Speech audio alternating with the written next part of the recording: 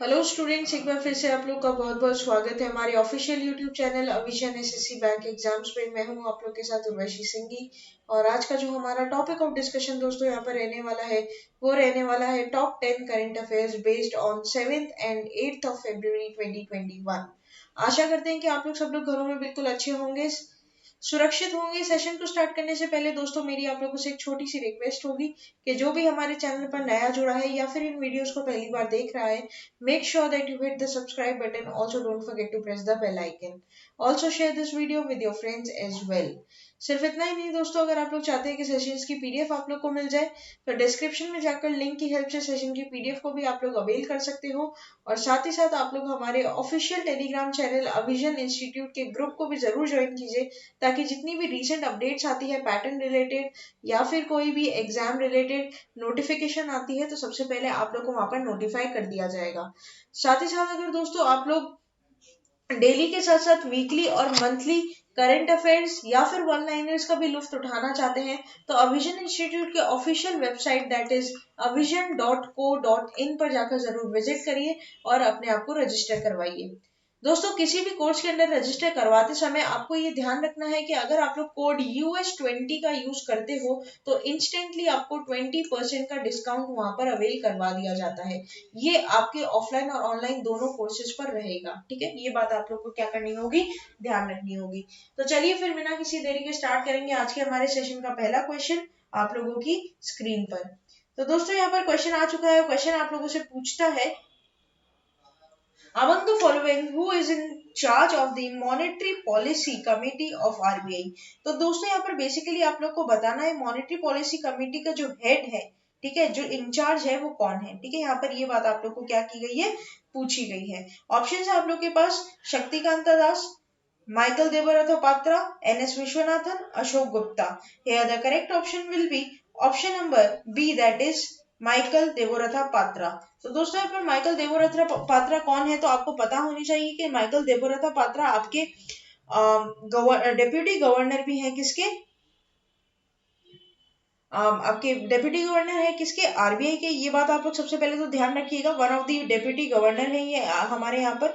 और साथ ही साथ दोस्तों मैं आप लोगों को बता दूं कि इस बार की जो आरबीआई ने बाय मंथली पॉलिसी निकाली है, ठीक है। कौन सी पॉलिसी? बाय मंथली पॉलिसी, जिसको हम लोग मॉनेटरी पॉलिसी के नाम से भी जानते हैं। दोस्तों एक बार जरूर ध्यान रखिएगा, यहाँ पर मैं आप लोगों को एक क्रक्स दे दूं एमपीसी के बारे में, that is monetary policy committee के बारे में। तो मॉनेटरी पॉलिसी कमेटी में सबसे पहले तो दोस्तों 6 मेंबर होंगे, ठीक है। 6 मेंबर की ये पूरी कमेटी होती है और जिसमें से 3 मेंबर होते हैं आरबीआई के और 3 मेंबर आपके किसके होते हैं, गवर्नमेंट के, ठीक है। गवर्नमेंट ऑफ इंडिया 3 मेंबर देती है और 3 मेंबर आपका रहता है आरबीआई के, ठीक है। उसके बाद दोस्तों यहाँ पर इस कमेटी का जो हेड है, जैसे कि आप लोगों को पूछा भी गया, वो है आपके एमडी पात्रा, जो कि आपके क्या है, one of the deputy governors of RBI, ठीक है। ये बात आप लोग ध्यान रखेंगे। तो यहाँ पर ये चीज ध्यान रखते समय ये बात आप लोग को एक और पता होनी चाहिए कि जो मंथली पॉलिसी होती है, ठीक है, ये आप लोग का बाय मंथली होती है, ठीक है। बाय मंथली मतलब क्या होता है कि हर 2 महीने में ये पॉलिसी निकाली जाती है by the governor of RBI. अब 2 महीने हो गए, मतलब पूरे साल में कितने बार निकलेगी, तो पूरे साल में, एक साल में ये 6 बार यहाँ पर निकाली जाती है दोस्तों। तो यूनियन बजट जैसे कि पेश हुआ दोस्तों 1 फरवरी को, और 1 फरवरी यूनियन बजट पेश होने के बाद फर्स्ट टाइम इस साल की आपकी मॉनेटरी पॉलिसी निकाली गई है, ठीक है। ये बात ध्यान रखिएगा। तो इसमें दोस्तों जितने भी रेट्स होती है मॉनेटरी पॉलिसी के, जितने भी इंस्ट्रूमेंट्स होते हैं जिनकी रेट्स क्या है वो अभी अनचेंज रखी गई है दोस्तों, ठीक है। ये ध्यान रखिएगा। अच्छा, तो RBI keeps the repo rate unchange at 4%। तो ये बात ध्यान रखिएगा। तो अनचेंज हुआ है दोस्तों, तो एक बार पहले तो यहाँ पर पढ़ लेते हैं फिर आगे और बात करेंगे। The monetary policy committee of the reserve bank of India on Friday decided to keep the repo rate unchange at 4%। The reserve repo rate stays at 3.35%। Central bank has projected the GDP growth of Q3 at 0.001% and 0.7% for Q4, right. तो यहाँ पर दोस्तों मैं आप लोगों को पहले बता दूं, पॉलिसी रेपो रेट जो होगा, पॉलिसी रेपो रेट आप लोग का रहेगा कितना परसेंट, तो ये अनचेंज रहेगा 4% के ऊपर, ठीक है। उसी के साथ साथ बात करते हैं रिवर्स रेपो रेट की, तो रिवर्स रेपो रेट भी अनचेंज रहा है 3.35% पे। बात करेंगे एमएसएफ, और दोस्तों एमएसएफ पे क्वेश्चन भी एग्जाम में देखा गया है, तो एमएसएफ पे आपका जो रहेगा वो कितना रहेगा, 4.25%। बात करेंगे अगर बैंक रेट की, तो बैंक रेट आपका कितना रहेगा 4.25%। ठीक है, उसी के साथ साथ बात करते हैं सीआरआर की, तो सीआरआर रहेगा आपका 3%। और बात करेंगे एसएलआर की दोस्तों, तो एसएलआर आपका रहेगा 18%। ये सब क्या रही है, अनचेंज रही है पिछले वाले बाय मंथली पॉलिसी से। ठीक है, ये बात आप लोग ध्यान रखोगे। सीआरआर और एसएलआर को मिलाकर हम लोग दोस्तों रिजर्व रेशियो भी बोलते हैं। ठीक है, क्या बोलते हैं, रिजर्व रेशियो भी बोलते हैं। साथ ही साथ दोस्तों एमपीसी के प्रेडिक्टेड जो इकोनॉमिक ग्रोथ रेट है वो कितने परसेंट की हो जाएगी, तो इकोनॉमिक ग्रोथ रेट जो इन्होंने प्रेडिक्ट की है वो की 10.5% की फॉर द फाइनेंशियल ईयर 2022।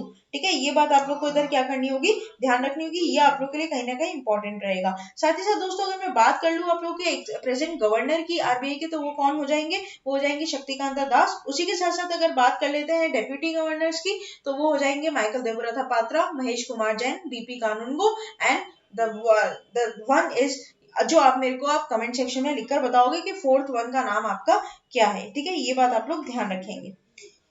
साथ ही साथ दोस्तों एक चीज और आप लोग को मुझे बतानी होगी कि ये जो 6 मेंबर्स की कमेटी है, जिसमें से दो दो कौन हो गए, एक तो हो गए आपके एमडी पात्रा और एक आपके हो गए कौन, आपके शक्तिकांता दास। ठीक है, इनको छोड़कर जो 4 और है, इनको छोड़कर जो 4 और है, उनके नाम भी आपको कमेंट सेक्शन में लिखकर बताने हैं। ठीक है, तो चलिए फिर चलते हैं क्वेश्चन नंबर 2 की तरफ। और क्वेश्चन नंबर 2 हमें क्या बोलता है ये देख लेते हैं।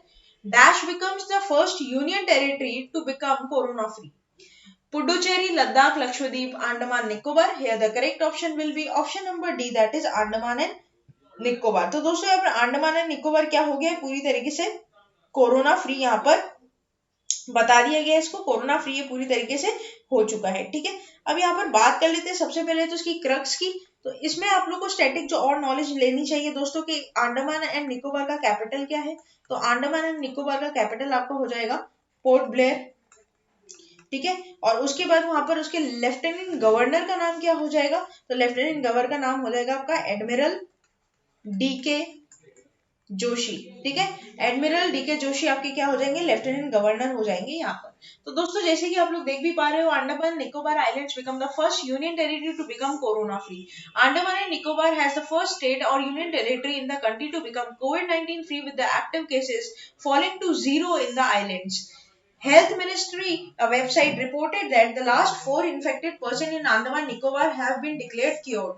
Meanwhile, the share of Kerala in India's daily cases crossed 50% of the first time yesterday, and there were 11,024 fresh cases in the country, out of which Kerala alone reported 5,716. तो दोस्तों अभी तक सबसे ज्यादा जो अगर स्टेट की बात करें तो केरला में देखने को मिल रहा है। ठीक है, उसके बाद आप लोगों का महाराष्ट्र भी हाईएस्ट नंबर पर आ रहा है डेथ्स के अकॉर्डिंग भी, और ऐसे करके तो कोरोना का कहीं ना कहीं यहाँ पर जो बात ध्यान रखने की है कि अंडमान एंड निकोबार पे कोरोना क्या हो चुका है, पूरी तरीके से खत्म हो चुका है।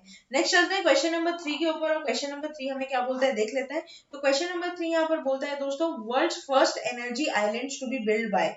तो दोस्तों वर्ल्ड्स फर्स्ट एनर्जी आइलैंड जो है वो किसने यहाँ पर बनाया है, ये क्वेश्चन आपसे पूछता है। Germany, France, Denmark, Netherland. Here the correct option will be option number C, that is Denmark. Right, तो डेनमार्क का यहाँ पर सबसे पहले तो कैपिटल क्या हो जाएगा, तो डेनमार्क का कैपिटल आपका हो जाएगा कोपेनहेगन, एंड उसी के साथ साथ करेंसी जो हो जाएगी वो क्या हो जाएगी, डैनिश क्रोन। ठीक है, तो दोस्तों यहाँ पर जैसे कि आप लोग देख भी पा रहे हो, project to build a giant island providing energy, enough energy for the 3 billion households have been given the green light by the Denmark's politicians. The world's first energy islands will be as big as 18 football pitches, that is your 1,20,000 square meter, but there are hopes to make it 3 times that size.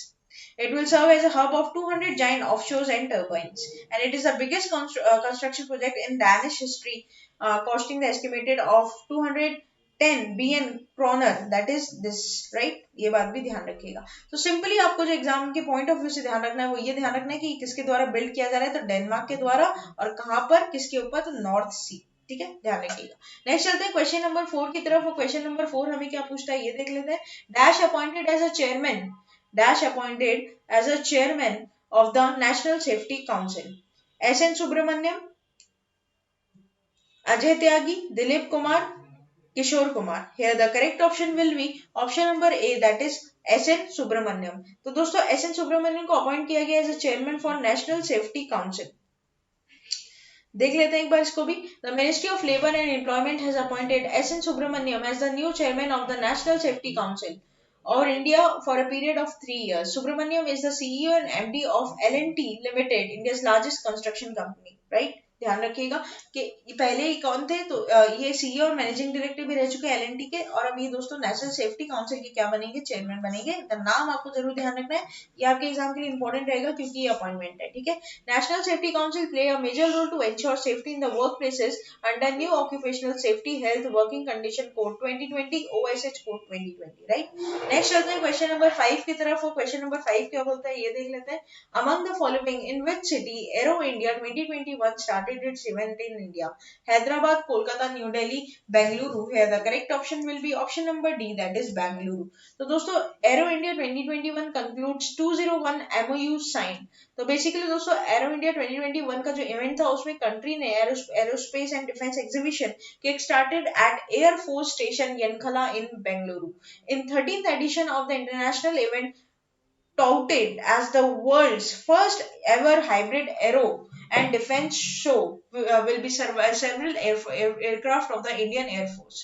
तो basically आप लोग को जो ध्यान रखने की ये event में है क्या, तो दोस्तों आप लोग ये 3 पॉइंट पढ़ सकते हो. आपको एक छोटा सा ओवरव्यू हो जाएगा कि एक्चुअल में आप लोग का क्या इस जो साइन हुआ है 201 जो एमओयू मेमोरेंडम ऑफ अंडरस्टैंडिंग जो साइन हुआ है उनमें क्या है. ठीक है, ध्यान रखिएगा. नेक्स्ट चलते हैं क्वेश्चन नंबर 6 की तरफ. और क्वेश्चन नंबर 6 क्या बोलता है दोस्तों ये देख लेते हैं. Dash state recently took an initiative to open its first human milk bank. बहुत इंपॉर्टेंट रहेगा ये आप लोग के लिए.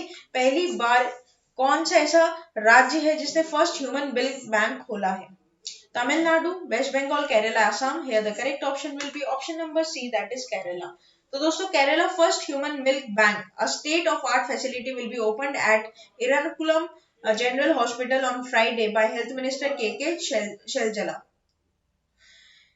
Set up with the support of the Rotary of the Cochin Global, the milk brand is to ensure breast milk of the newborn babies who are not being breastfed by their own mothers who may be sick, diseased or due to insufficient production of breast milk in the hospital.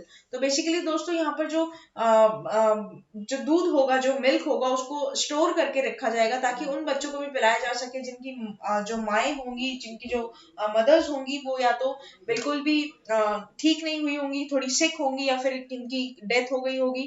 ठीक है. या फिर किसी का जो supply होता है, या फिर मैं बोलूँ तो जो प्रोडक्शन होता है ब्रेस्ट मिल्क होता है वो कम होता है या फिर नहीं होता है. तो ऐसे सिचुएशन में ये मिल्क यहाँ पर क्या किया जाएगा, स्टोर रखा जाएगा ताकि बच्चों को, न्यूबॉर्न बेबीज को मदर मिल्क मिल सके. ठीक है. नेक्स्ट चलते हैं क्वेश्चन नंबर 7 की तरफ. क्वेश्चन नंबर 7 हमें क्या बोलता है ये देख लेते हैं. International day of zero tolerance to female genital mutilation globally celebrated on 5th February, 6th February, 7th February, 8th February. The correct option will be option number B, that is 6th of February. तो दोस्तों international day of zero tolerance to female genital mutilation. This day spread awareness about the female genital mutilation, which is a violation of the human rights to girls and women. No doubt it reflects inequality between the sexes and accounts for a form of discrimination against a woman. International Day of Zero Tolerance of Female is globally observed on 6th of February, and this day is sponsored by the UN for the efforts to eradicate female genital mutilation, and it was first introduced in 2003. आपको ध्यान रखनी होगी इसकी theme, और theme आप लोग के लिए इंपॉर्टेंट रहेगी. No time for global inaction, unite fund and act to end female genital mutilation. Right. तो इसकी थीम आप लोग के लिए एग्जाम के लिए थीम पे क्वेश्चन आते हैं दोस्तों. ठीक है. तो थीम ध्यान रखिएगा. आजकल जो करंट अफेयर्स का वेटेज है या फिर जो दबदबा देखा जा रहा है एग्जाम पॉइंट ऑफ व्यू में, काफी ज्यादा देखा जा रहा है दोस्तों. ठीक है. ये बात आप लोग को इधर क्या करनी होगी, ध्यान रखनी होगी. जब भी आपका एग्जाम होता है 6 to 8 मंथ्स के करंट अफेयर्स आप लोग प्रिपेयर करोगे, और इसके लिए आपको और कहीं जाने की जरूरत नहीं है. अविजन एसएससी बैंक एग्जाम को सब्सक्राइब करिए, बेल आइकन को भी जरूर प्रेस कीजिएगा ताकि जितने भी रीसेंट अपडेट्स होती है और जितने भी यहाँ पर करंट अफेयर्स के सेशंस होते हैं दोस्तों, आपके एग्जाम पॉइंट ऑफ व्यू को देखकर बनाए जाते हैं क्वेश्चंस, और आपके कहीं ना कहीं एग्जाम के लिए आपके प्रिपरेशन में बहुत हेल्प करता है. नेक्स्ट चलते हैं क्वेश्चन नंबर 8 की तरफ. और क्वेश्चन नंबर 8 हमें क्या बोलता है ये देख लेते हैं. Name the online payment platform to shut domestic payment service in India after April 1. from April 1, right? Paytm, PayPal, Amazon Pay, free charge. Here the correct option will be option number B, that is PayPal. तो दोस्तों मैं आप लोगों को बता दूं, PayPal जो Elon Musk की कंपनी है, उन्होंने फर्स्ट स्टार्ट किया था। California based global digital platform है ये, और बेसिकली अपने इंडिया में यहाँ पर डोमेस्टिक पेमेंट्स क्या कर देगा, अब बंद कर देगा। ठीक है, इंडिया में, इंडिया की डायरेक्टरी में। The decisions have been taken because the company wants to shift its focus on cross border payment businesses. However, the global customer will be able to pay Indian merchants using PayPal.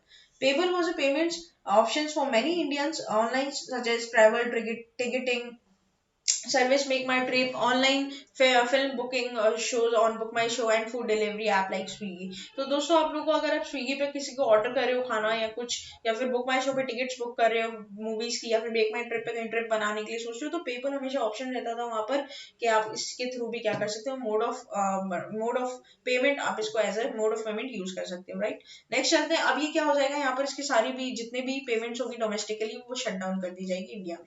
Next चलते हैं question number 9 की तरफ। वो question number 9 हमें क्या बोलता है ये देख लेते हैं। Who will going to release beautiful things in April 2021? Joe Biden, Hunter Biden, Barack Obama, Donald Trump. The correct option will be option number B, that is Hunter Biden.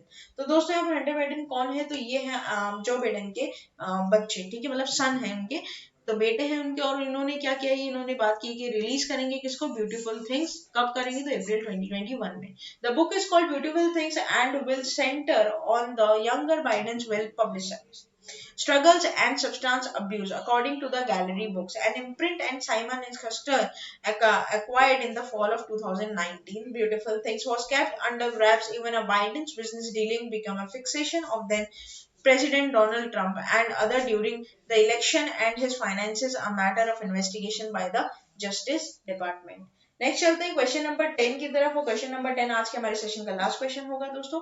Hindustan Aeronautics Limited headquarter at, तो HAL का आपका headquarter कहाँ पर है दोस्तों, ये बात पूछता है।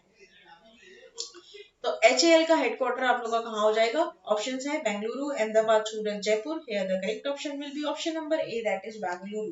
तो दोस्तों HAL ने डेवलप किया है first high altitude pseudo satellite that can fly unmanned up to 3 months। तो दोस्तों एक ऐसी सैटेलाइट का निर्माण यहाँ पर हुआ है जो कि हाई एल्टीट्यूड में 3 महीने तक अनमैन्ड भी क्या कर सकती है, काम कर सकती है, ठीक है। तो Hindustan Aeronautics limited is developing a futuristic high altitude pseudo satellite with a startup company to strengthen the country's military strike capabilities. It will first of its kind in the world where a manned aircraft will operate within a boundary and unmanned aircraft will enter the enemy zone and can carry out strikes deep inside the enemy territory. The high altitude pseudo satellite will be solar energized and the unmanned object will fly around 70,000 feet for 2 to 3 months to take information, right? तो basically इसको क्या security base के लिए दोस्तों यहाँ पर use करेंगे। ये आगे आने वाले टाइम में काफी फ्रूटफुल साबित हो सकता है। तो दोस्तों ये था पूरा आप लोग का टॉप 10 करंट अफेयर्स। आशा करते हैं कि सेशन आप लोग को अच्छा लगा होगा। सेशन अच्छा लगा है तो लाइक करना मत भूलिएगा, चैनल को तुरंत ही सब्सक्राइब कर लीजिए, बेल आइकन को भी जरूर प्रेस कीजिएगा, ताकि आगे आने वाले जितने भी एग्जाम एस्पिरेंट्स हैं या फिर रिलेटिव्स हैं जो कि इन वीडियोस को देखेंगे, तो उन्हें भी एग्जाम के लिए कहीं ना कहीं प्रिपरेशन करने में दोस्तों हेल्प होगी, ज्यादा से ज्यादा उन्हें फायदा होगा। तब तक के लिए बने रहिए हमारे साथ। Thank you so much and have a nice day.